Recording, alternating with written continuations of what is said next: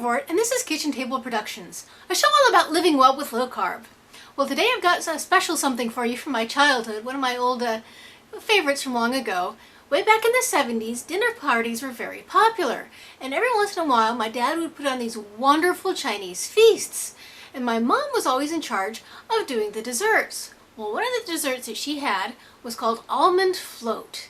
It was these little cubes of almond jello served with mandarin orange slices. It was light and delicious and the perfect way to end that feast. Well, obviously the sugar and the mandarin oranges really aren't low carb, but I'm going to see if I can't come up with a nice low carb version of this. And I'm going to get started right now and we'll see what we come up with. Now the first step is making the almond gelatin. I'm going to be using this unflavored gelatin, and the first thing I have to do is soften it up a bit by letting it soak in 1/3 of a cup of cold water. That's what I have here. Just plain cold tap water. I'm just going to sprinkle that on top.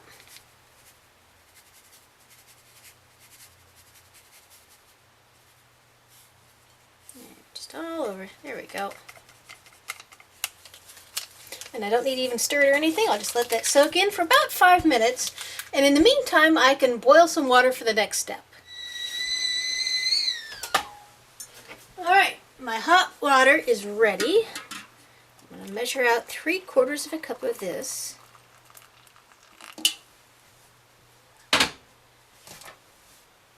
And I'm just going to stir it into my softened gelatin.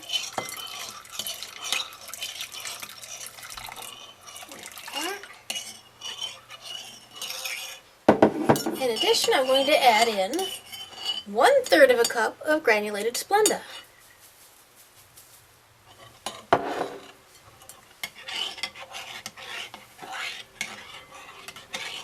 I just want to stir this until all that gelatin is dissolved and all the Splenda is dissolved in.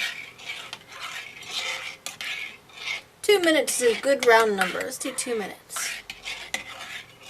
Alright, now my 2 minutes has passed. And I'm just going to stir in now 1 cup of light cream.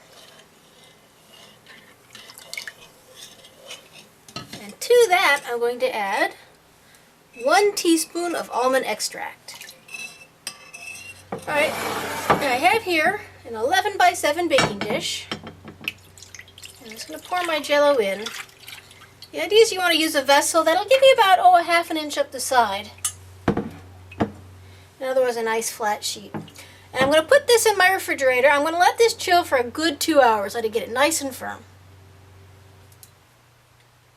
Okay, it's been 2 hours. This is our finished gelatin. All I'm going to do is I'm going to cut this into cubes, about half an inch or so.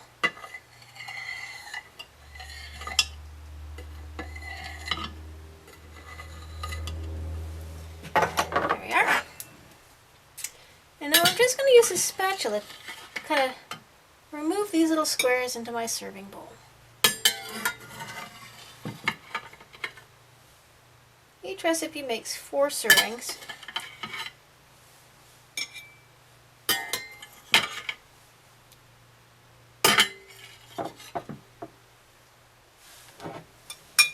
You see, just top that there down in my bowl. Now usually this is the point at which we would put some mandarin oranges over them, back in our pre-low carb days. However,